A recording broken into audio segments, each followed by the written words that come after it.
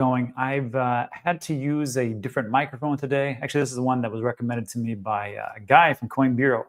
Something wrong with my SMB7B, so I want to see how this actually sounds. So before we get going, I want to make sure that there is no background squeaking noises, there's no issues of any kind of high-pitched, and you can actually hear me and it actually sounds good. So if this audio does sound good, please let me know in the comments section as soon as you can.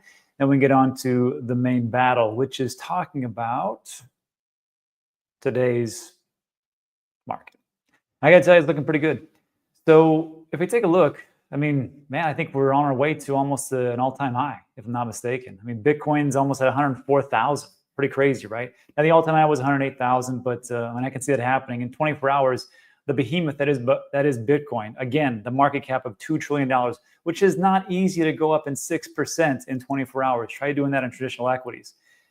104,000 is in play today, and I could see 108,000 by the end of this week, but who knows? We do have an inauguration coming up on January 20th, and we know that things go a little bit haywire around that time, so we'll see. Ethereum, which we're going to talk a bit about, almost 3,500. And XRP, the darling of the show. Congratulations, XRP holders. 42% in 7 days. Pretty awesome. And then 24 hours, 0.5%. But I'll give you guys a pass on this one because you've gone up almost 29%, almost, 300% in the last 6 months or so. So I'll give you a little bit of a pass on that 0.5%. So things are looking good on our side, actually, even in the traditional equity side. Look at the S&P 500. I mean, only been open for what, hour and a half or so? And we're up 3% in the past 5 days. Now the last, well, today, this morning, is looking pretty good. And as a reminder, I want you guys to try to remember this.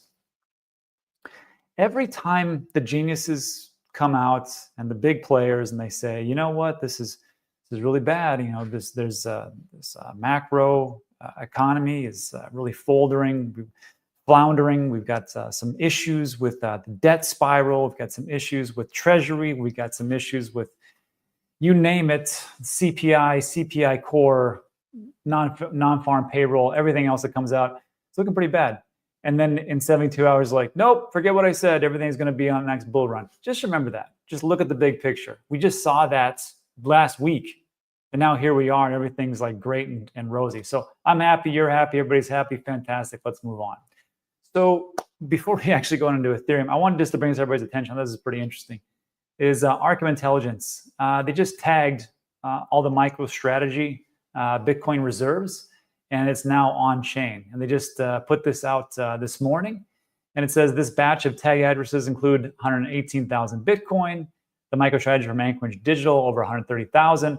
Arkham labels now account for 438,000 MicroStrategy Bitcoin, or 96% of their total holdings. So you can follow this along and just make sure everything's in the up and up. That's the beauty of having everything on chain. So I linked this specific link to Arkham in the description, so you can check this out and find this. So go ahead and take a look and bookmark it, and you can kind of go and tell and say, who's lying to me? Well, nobody, because it's on chain. So that's what we have for that piece. Now let's break into Ethereum.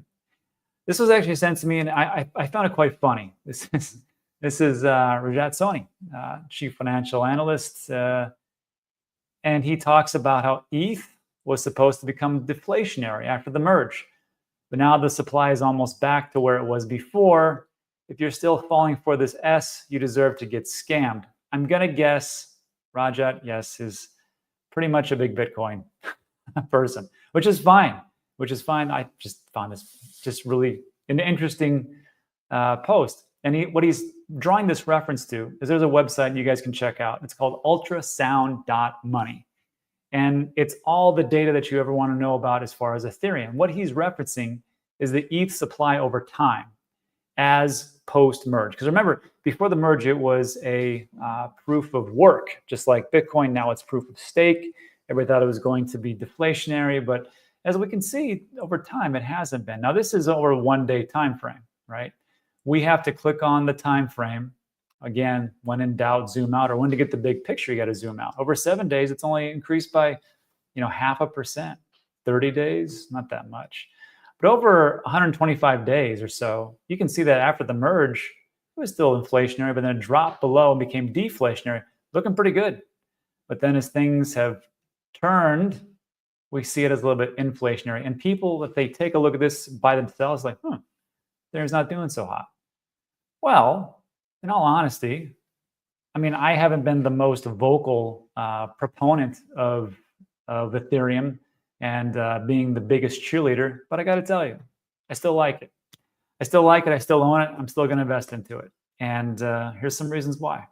First of all, this is from Cointelegraph. Swiss state-owned bank Post Finance launched an ETH staking program for its customers. That sounds pretty good. I mean, a bank actually, launching this for their customers. So, but that is just, the Swiss. And I believe this was already in place. I think somebody down here talks about, Post Finance actually pioneered ETH staking in Switzerland back in 2019, offering a guaranteed 7.2% APY, which I got to tell you, I would actually sign up for that.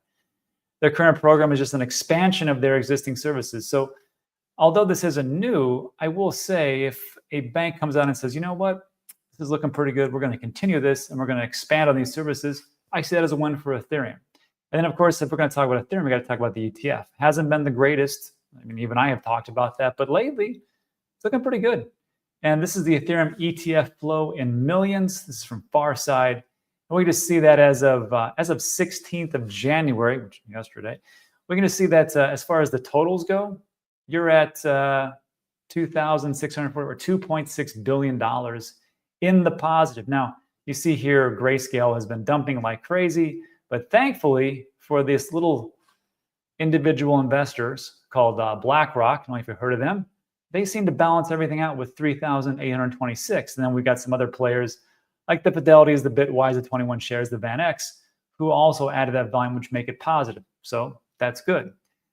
And the last thing I will talk about is this is the reason why I think Ethereum is going to do so well, is it's battle tested and it's been around for quite some time. The traditional institutions and even looks like the banks are on board with it, and it's Base.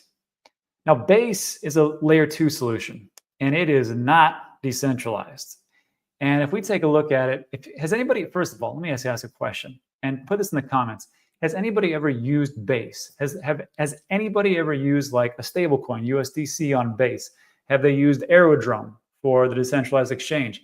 Have they used anything within that ecosystem to validate this? I got to tell you, I have. And for USDC on Base is fast and it is cheap. Decentralization, let's take a look. So Base and the other layer 2 solutions, I know Ethereum sucks to actually transact on. I just paid a fee of about a week ago or so, around $9. That's in the layer 1. Layer 2 solution, when I use Base, almost none. Almost none to transfer a sizable amount of stable coins. This is Artemis Terminal. We actually talked about this but 3 or 4 days ago as we were taking a look at Cardano. We took a look at the 3-month time frame. Now we're taking a look at the 1-year time frame. What we're looking at is Ethereum, Polygon, Solana, Arbitrum, Base, Cardano, Avalanche, Near, and Sui. And you can find this website, links in the description, and you can do your own research because it's free to use. What I'm going to show you right now is the daily active addresses and how Base has come. So you can see right here as of January 2024, so again, last year, you can see that it was the top dogs were Near, Solana, Polygon, ETH, all right, and Arbitrum. And then the bottom dwellers were Base, Avalanche, Cardano, and Sui. But as time has gone on in just a year, very short time, who were the top dogs? Solana, Near, Base. And some people say, well, Solana's got bots and everything else. Sure, right. Near, actually nobody ever complains about Near. And it's the number 2 as far as daily active addresses. And Base is at 1.2 and Sui is 734. So if you're looking at something to like say, how are things doing in a vacuum, here you can look at it and see, well, this is going pretty good. What about daily transactions? Well, again, if you go in the very beginning, Solana, Polygon, Near, Sui, Ethereum, Arbitrum, crushing it, right? But as we come over here a year later, what do we got? Solana is number 1, daily transactions. Again, if you want to say the bot, sure, whatever. Base, 181 million. Near, 103. Sui, Polygon, Ethereum, Avalanche. Bottom 1, Cardano. Not a great look. Total volume locked. Base was kind of in the lower bottom half. Now where are we at? Ethereum, Solana, Base. DEX volumes. Again, Aerodrome, stuff like that. Where were we at before here? Base is a bottom dweller. Now over here, base is number 3. And you can just kind of see that people are using it, people are interacting with it, and that's what you want to see. It's not just about buying and holding and not doing anything with it. You have to keep up with the promise.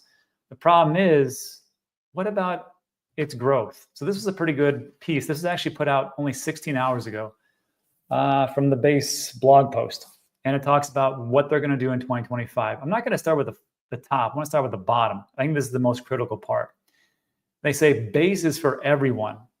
We will decentralize, scale, and accelerate base to enable everyone everywhere to come on chain. If you don't know, base doesn't have a token.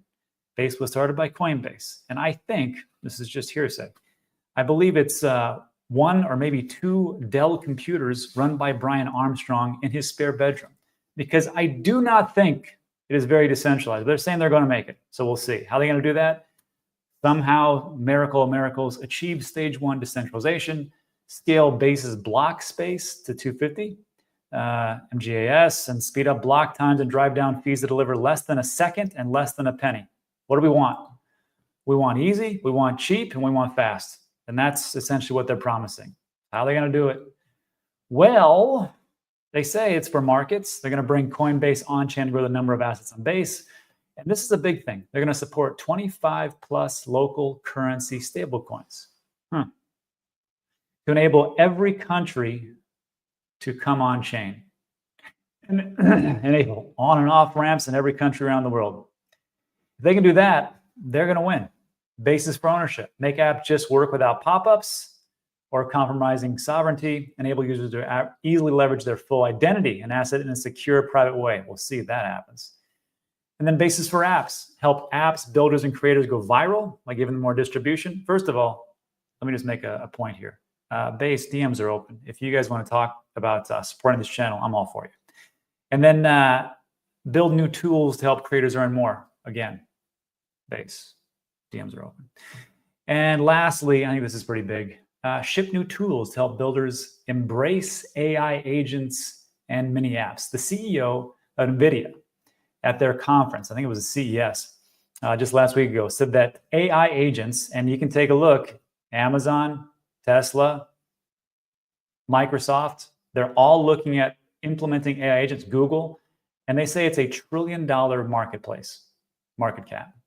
So if they want to embrace AI agents, more power to them. Let's see if it works out. And then lastly, enable gasless experiences and scale with paymasters and, oh my goodness, layer 3 solutions for Ethereum. So let me know what you think about that in the comments section. But again, the AI agents is huge. I think that narrative is going to shape 2025.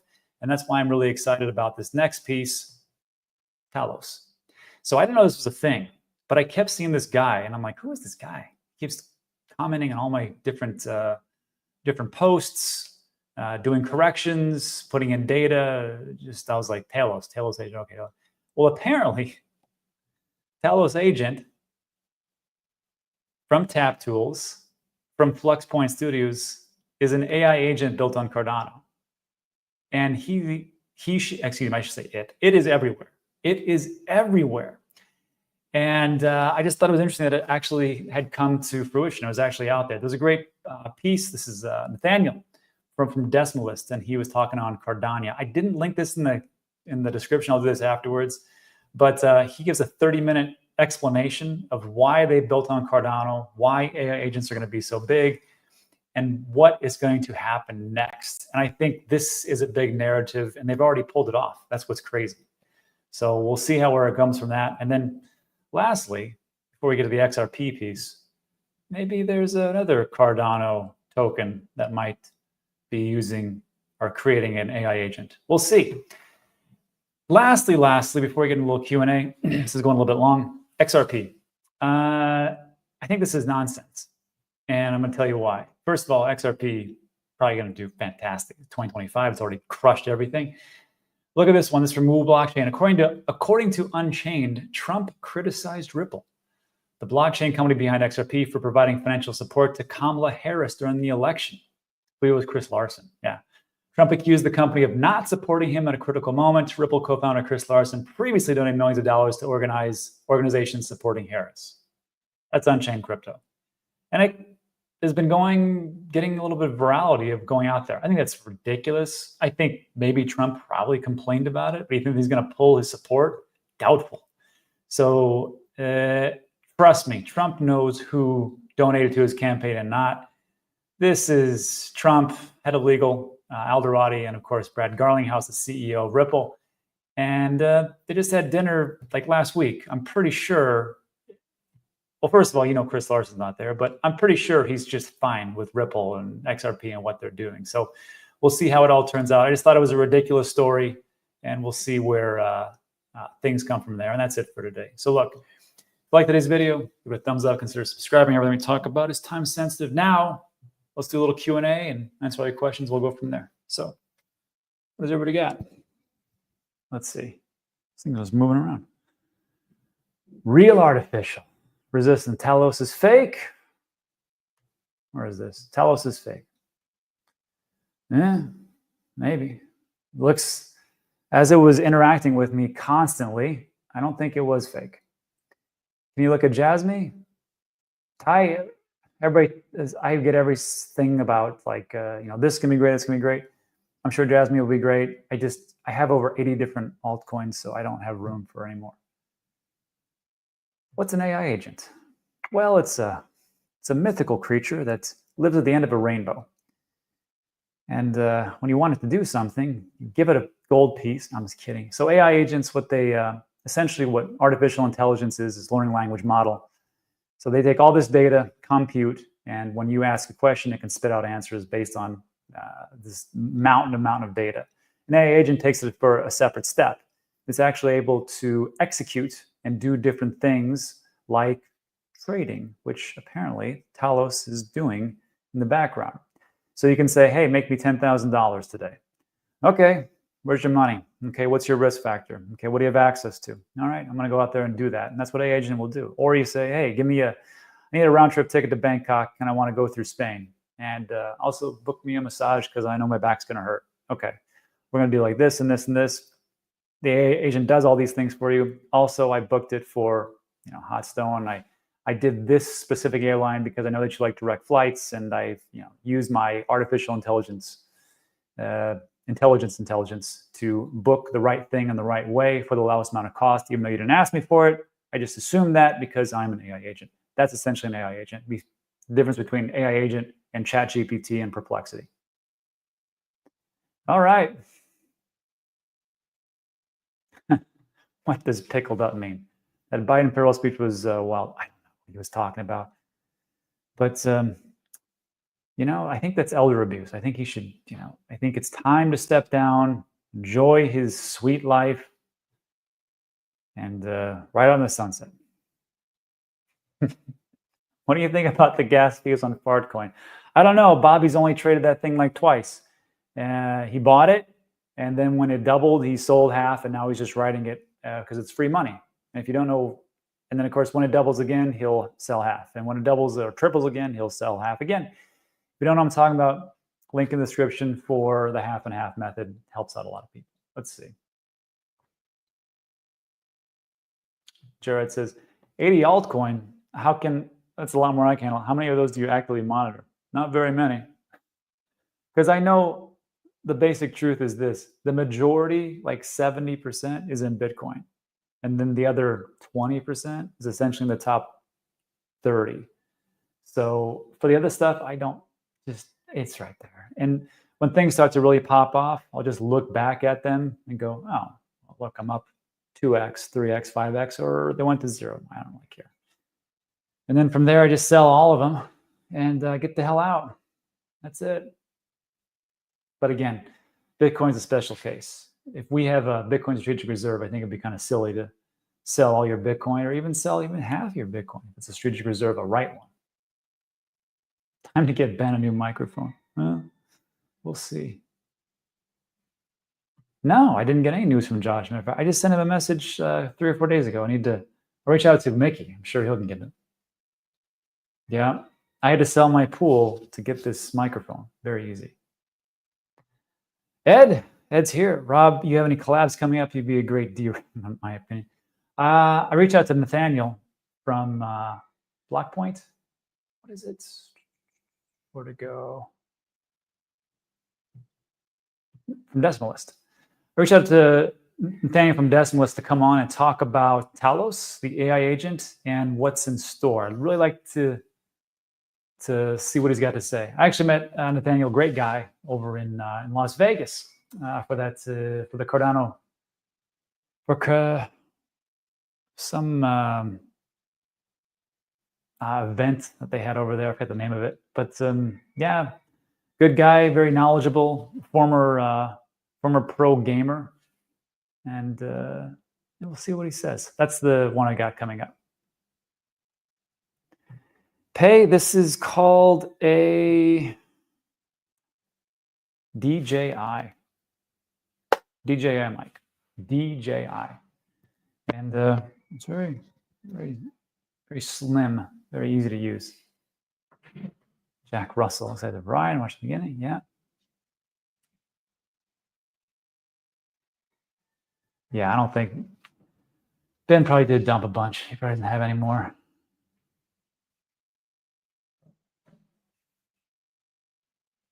And virtual, looking at that, yeah.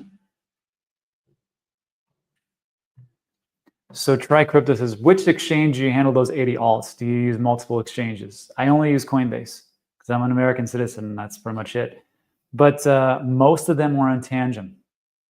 TANGEM, a cold storage device. They did a great job with implementing every single S coin that's out there, almost. And it's really good. Now, some people say, well, it doesn't have my coin. Yeah, it doesn't, but it's got 500 plus different tokens on them. That's good enough for me. All right. So everybody, looks like, any more questions? Wild Bill. Rob, what do you think about MicroStrategy stock? I own some. It's very volatile. I'll probably stick around for it. And let's see. Have any interest in Hashai? No. Risk Matrix didn't really change. And CoinCat's late again. Let's give CoinCat an option to rewind and watch the whole thing from the beginning. Anyhow, guys, so that's it for today. So look, if you like today's video, give a thumbs up, consider subscribing.